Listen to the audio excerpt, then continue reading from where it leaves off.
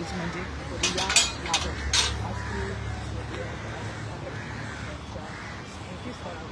त्यांना अभिवादन करण्यास जात असताना आपल्याला पाहायला मिळतं.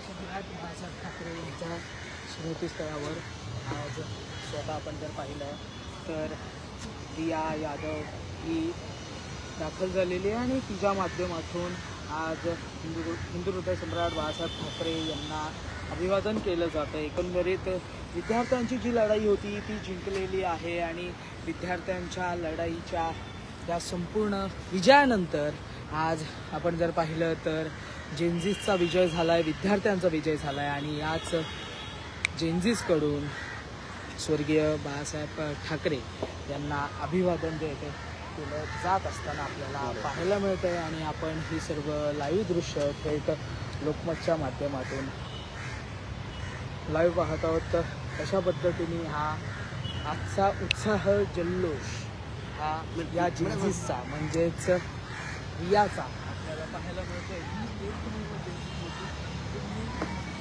पोलिसांची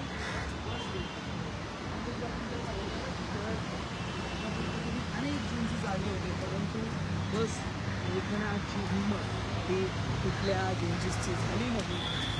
या जेनझीसची बस रोखण्याची हिंमत झाली आणि त्याचमुळे आपण जर पाहिली तर